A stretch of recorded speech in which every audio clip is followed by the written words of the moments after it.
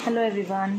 सो आज का जो मेरा वीडियो है वो मैं फुल्ली डेडिकेट करना चाहती हूँ अपने डॉक्टर्स की उस टीम को जिन्होंने मेरी सर्जरी परफॉर्म की, जिन्होंने मेरा ध्यान रखा, जिन्होंने मुझे हर जगह पर जो है मोटिवेट किया और जहाँ पर भी मुझे ऐसा लगा कि शायद मैं इस सर्जरी को नहीं करवा सकती हूँ, वहाँ उन्होंने मेरे डाउट्स को क्लियर किया और मुझे सपोर्ट किया। तो मैं आपको थोड़ा सा बताना चाहूँगी उस टीम के बारे में जिनसे मैंने सर्जरी परफॉर्म करवाई। सो बेसिकली देखिए, वैसे तो ये सर्जरी बहुत सारे बड़े बड़े हॉस्पिटल्स में और सब में होती है, प्राइवेट हॉस्पिटल्स में भी तो खैर ये बहुत ही कॉमन है अभी आज के दिनों में। पहले फिर भी थोड़ा सा मुश्किल हुआ करता था, बट आजकल हर प्राइवेट हॉस्पिटल में आपको बैरिएट्रिक सर्जरी जो है वो ईज़िली आप देखेंगे कि वहाँ पर हो पाती है अभी।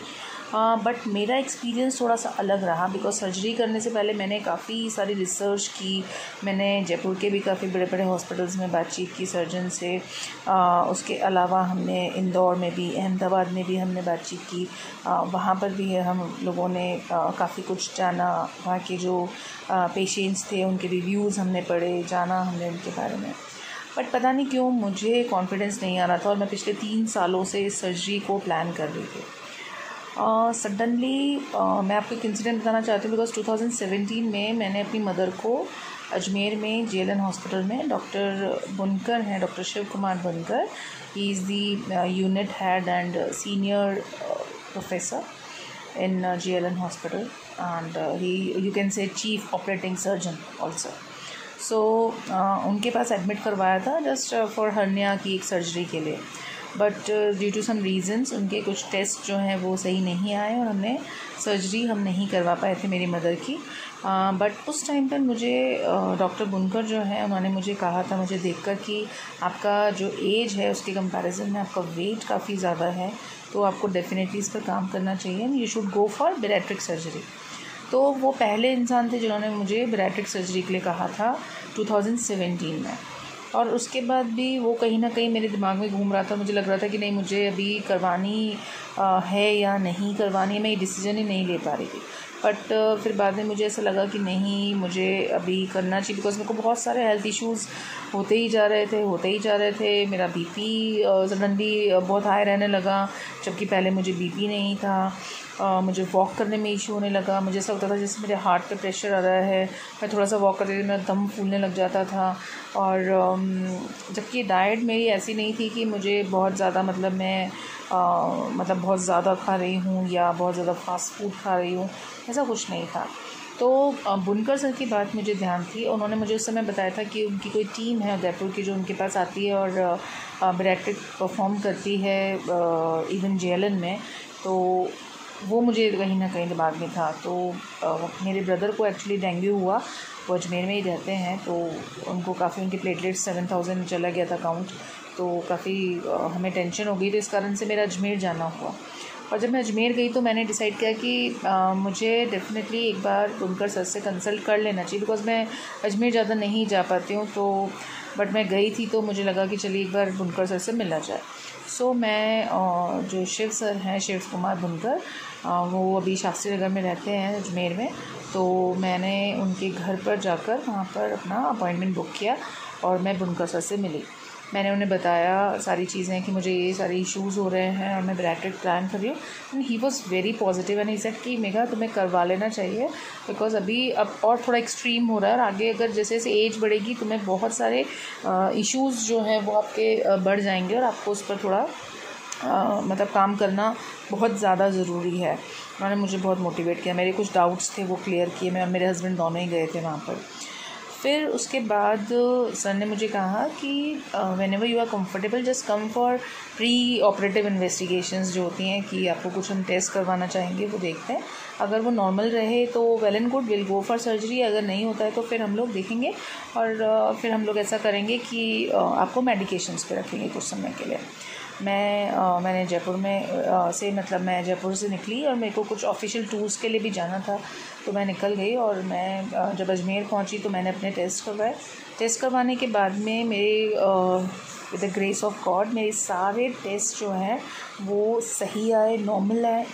तब उन्होंने कहा मुझे कि मेघा अभी तुम्हारा बिल्कुल परफेक्ट टाइम है और सारी रिपोर्ट्स नॉर्मल हैं, तो you should go for surgery. तो सडनली मैंने बस डिसीजन ले लिया कि I will definitely go for surgery. और उस दौरान जब उन्होंने मुझे एडमिट किया, मतलब 23 अगस्त को उन्होंने मुझे एडमिट करने के लिए मतलब बोल दिया था और एडमिट इवन कर दिया था। तो वहाँ पर जो मुझे सबसे ज़्यादा जिन्होंने कंफर्टेबल किया वो थे डॉक्टर सक्षम। He was PG resident and he is a PG resident actually. और उन्होंने मुझे काफ़ी हेल्प की बताने में कि मुझे कहाँ कैसे क्या प्रोसीजर्स आगे करने हैं। और वहाँ उन्होंने मेरे को काफ़ी चीज़ें जो है वो मेरे लिए इजी कर दी समझाने में और बताने में। जो मेरे डाउट्स थे और भी जो बार बार दिमाग में सवाल आ रहे थे, तो उन्होंने भी मेरी काफ़ी हेल्प की। और फिर मेरे सारे इन्वेस्टिगेशंस होने के बाद और सारी चीज़ें जब हो गई, तो फाइनली जब ग्रीन सिग्नल मिला तो 31 अगस्त मुझे डेट मिली सर्जरी की। दिन 31 को मैं मॉर्निंग में जाके वार्ड में एडमिट हुई और वहाँ पर वही जो प्री ऑपरेशन जितनी भी तैयारियाँ होती है, पेशेंट्स को प्रिपेयर किया जाता है, वैसे किया गया। एंड देखिए, क्योंकि अभी तक टिल डेट मेरी कभी कोई सर्जरी नहीं हुई थी, तो मैं बहुत ज़्यादा घबराई हुई थी कहीं ना कहीं। आई वॉज मतलब trying to be strong, but actually नहीं हो पा रहा था क्योंकि मुझे कहीं ना कहीं डर था। और जब मैं ओटी के बाहर थी तो मेरे फैमिली मेम्बर्स मेरे साथ थे, बट स्टिल मुझे कहीं ना कहीं, मैं उनके सामने तो बहुत स्ट्रॉन्ग थी, बट मुझे लग रहा था कि अंदर में ओटी के जाकर पता नहीं मैं क्या करूँगी या क्या होगा। तो डॉक्टर सक्षम जो है वो मुझे लेने आए और उन्होंने मुझे बोला कि आप चलिए, एवरीथिंग विल बी फाइन और घबराने की ज़रूरत नहीं है। और मुझे पूरे रास्ते, मतलब जब तक मैं ओटी में एंटर हुई तब तक वो मुझे बहुत पॉजिटिव करते हुए लेके गए। और वहाँ जाके मैंने देखा कि पूरी टीम है वहाँ पर और काफ़ी सारे लोग हैं और मुझे नहीं पता था कौन क्या है, but everyone was in mask. OT की ड्रेसेस में थे सभी, बट आई कैन आइडेंटिफाई बुनकर सर है कि हाँ ओके बुनकर सर वहाँ पर हैं। और ओटी में मुझे पूरी टीम ने इतना कंफर्टेबल किया, इतना मोटिवेट किया, इतना समझाया और मुझे काफ़ी बहुत कूल करने की कोशिश की, ताकि मैं, उन्हें पता था मेरी फर्स्ट सर्जरी है और मैं मेंटली शायद कहीं ना कहीं थोड़ी सी स्ट्रेस में आ रही हूँ। तो उन्होंने मुझे काफ़ी समझाया और मुझे बहुत अच्छा लगा। वहाँ पर डॉक्टर जो थी वो डॉक्टर आई थिंक उनका नाम doctor Kalpana Agarwal, if I am not wrong, तो वो थी वहाँ पर। और साथ ही साथ वहाँ पर डॉक्टर पूर्णिमा थी जो कि असिस्टेंट प्रोफेसर हैं। डॉक्टर कल्पना अग्रवाल जो हैं वो एसोसिएट प्रोफेसर हैं। और वहाँ डॉक्टर अमित कायल थे जो कि असिस्टेंट प्रोफेसर हैं। और पीजी रेजिडेंट्स में भी वहाँ पर कुछ लोग प्रेजेंट थे, जैसे डॉक्टर दिनेश, डॉक्टर आसिफ कुरैशी वहाँ पर थे। तो पूरी टीम वहाँ पर थी और उन्होंने मुझे बहुत कंफर्ट वहाँ पर फील करवाया ऑपरेशन थिएटर में। और उन्होंने मुझे बातों में एक्चुअली बिज़ी रखा और उसके बाद एनेस्थीसिया देने के बाद तो मुझे कुछ पता ही नहीं था क्या हुआ। तो मैं आपको जो बताना चाहती हूँ मेरा पर्सनल एक्सपीरियंस डॉक्टर्स को लेके। जब मैं आईसीयू में आ गई थी तो क्योंकि ऑफ कोर्स एनेस्थीसिया होने के बाद तो मुझे कुछ भी नहीं पता था कि किस डॉक्टर ने क्या किया, कौन कौन वहाँ थे, क्या था।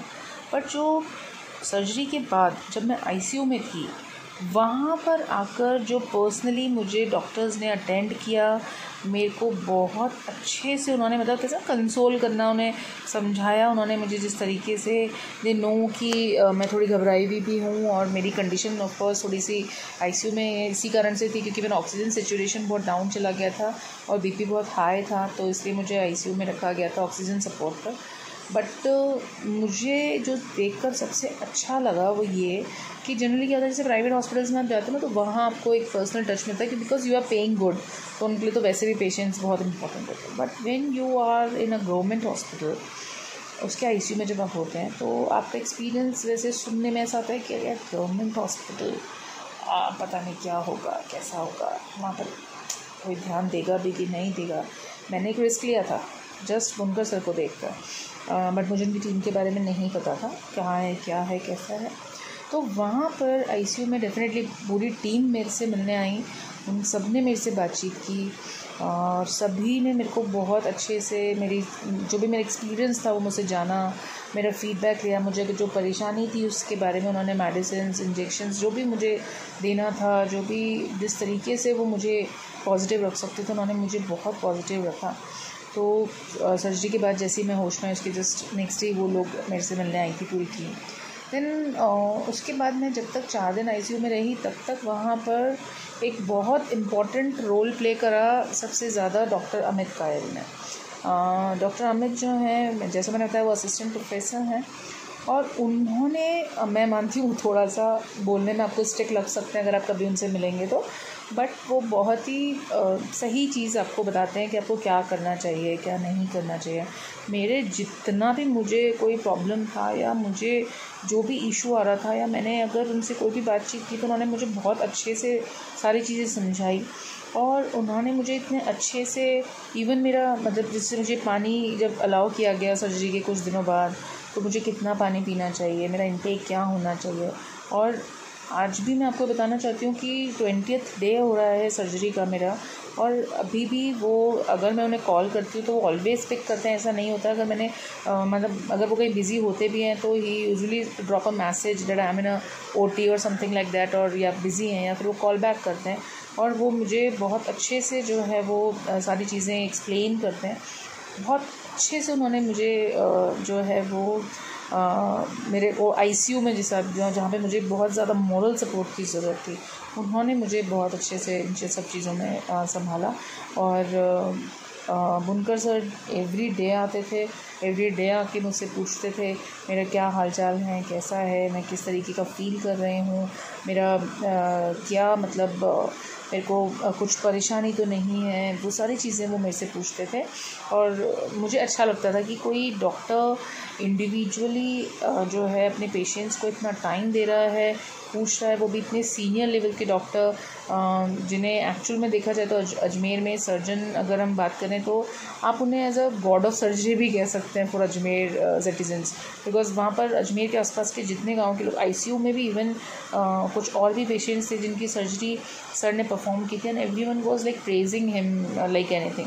तो उनका बहुत बहुत मतलब मैं कह सकती हूँ कि जो पूरी टीम है और उसमें डेफिनेटली मैं स्पेशल थैंक्स जो है 2-3 लोगों को देना चाहूँगी, जिसमें से डेफिनेटली सबसे ज़्यादा इम्पोर्टेंट हैं डॉक्टर शिव कुमार बुनकर। डेफिनेटली वो तो खैर मैं तो अपने लिए उनको एक तरीके से लाइफ सेवियर ही मानती हूँ, क्योंकि अगर मेरी लाइफ में कुछ चेंजेस आते हैं, मैं हेल्दी होती हूँ और मेरी सर्जरी सक्सेसफुल होती है तो he is life saver for me. Then doctor Amit Kayal जिन्होंने मुझे बहुत अच्छे से हर चीज़ एक्सप्लेन की और आज भी वो रेगुलर फॉलोअप्स और मेरे से मैसेज के थ्रू व्हाट्सएप पर या मेरे को अगर कोई डाउट होता है कुछ डाइट से रिलेटेड या कुछ तो वो हमेशा मेरे कॉन्टैक्ट में रहते हैं।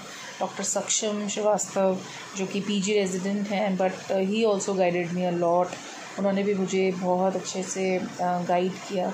एक और पर्सन है जिन्हें मैं थैंक्स करना चाहती हूँ, मुझे नहीं पता वो ये वीडियो कभी देखेंगी या नहीं, बट डेफिनेटली अगर कोई उन्हें जानता है तो प्लीज़ उन्हें मेरी तरफ से आप थैंक यू बोलिएगा। वो थी वहाँ पर एक आईसीयू में नर्स थी miss Patricia and she was very kind, very genuine. Actually क्या है ना, मुझे पेन कुछ ज़्यादा ही होता है, आप कह लो कि पेन टॉलरेंस मेरे में है ही नहीं, तो वो जो वेन्स में इंजेक्शंस लगते हैं ना तो वहाँ मुझे इतना पेन होता था कि मैं बहुत बहुत परेशान करती थी। कई बार तो मैं चीखने भी लगी हूँ। दूसरी नर्सेज तो मतलब कई तो ऐसी थी कि जो ये सोचती नहीं कि पेशेंट को पेन भी हो रहा है, but she was the only one जिन्होंने इतना अच्छे से मुझे हैंडल किया। आईसीयू में मेरे कैन्यूला आउट हो रहा है और दूसरी नर्सेज हैं वो मेरे लगाए जा रही इंजेक्शन बिना ही चेक किए कि कैन्यूला आउट हुआ है या नहीं हुआ है। और जब मैं चीख रही थी तो she was the only nurse who came to me और उन्होंने मुझे बोला कि Megha don't worry, just be calm, मैं चेक करती हूँ। उन्होंने पर्सनली चेक किया, देन शी फाउंड कि मेरा कैन्यूला आउट हो गया है और उन्होंने फिर मेरे को इतना मतलब उनके हाथ में कुछ जादू है, उन्होंने कैन्यूला भी लगाया ना तो मुझे दर्द का एहसास नहीं हुआ।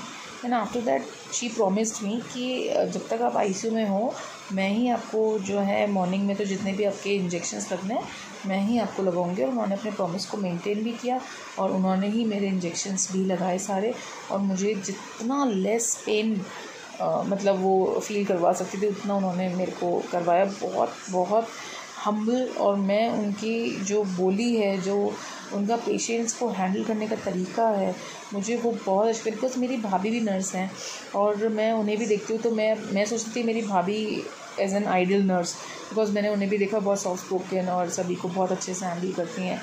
बट वो तो चलो घर की बात है, बट एक पर्सनल जो एक्सपीरियंस रहा किसी ऐसे पर्सन के साथ जिन्हें आप जानते नहीं हो, और वो आपकी अगर इस तरीके से केयर करती हैं और आपको आगे प्रॉमिस करती हैं कि डोंट वरी, अभी मैं आऊँगी तुम्हें पेन नहीं होने दूँगी और ऐसा, तो ये चीज़ें ना पर्सनली कहीं ना कहीं आपको टच कर जाती है। And she touched my heart actually. मुझे बहुत अच्छा लगा उनको देखकर। तो मैं special thanks to Patricia ma'am कि उन्होंने मुझे इतना अच्छे से हैंडल किया वहाँ पर जब मैं बहुत पेन में थी।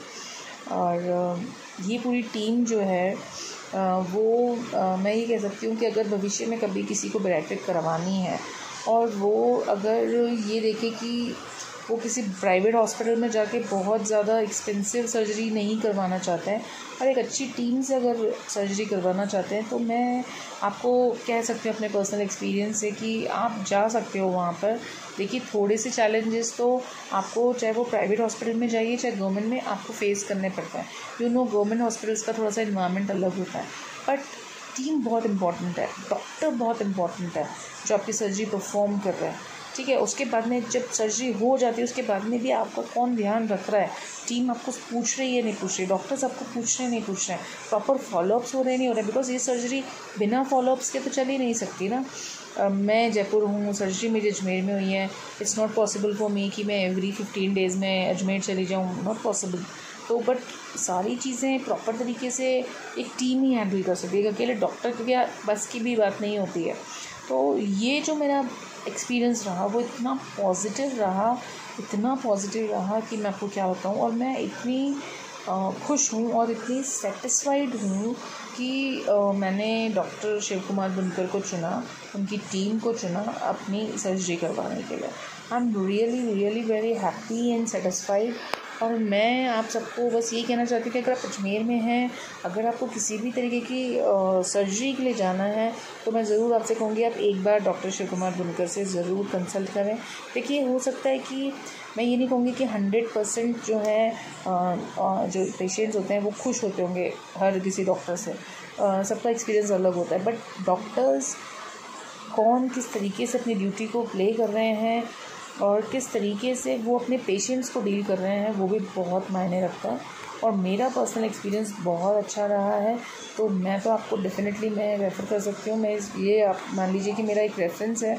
अगर आपको लगता है कभी भी कि आपको कुछ हेल्प चाहिए ऐसा, तो आप डॉक्टर शिव कुमार बुनकर से डेफिनेटली कंसल्ट कर सकते हैं। And he is a very good and genuine doctor. और कुछ लोगों से मैंने मिथ भी सुनी थी, ऐसी ही फालतू की चीज़ें कि नहीं ऐसे सर्जन है, वैसे सर्जन है, ऐसा नहीं करना, वैसा नहीं करना, बट ऐसा कुछ भी नहीं लगा। और मेरे को तो बहुत अच्छा लगा।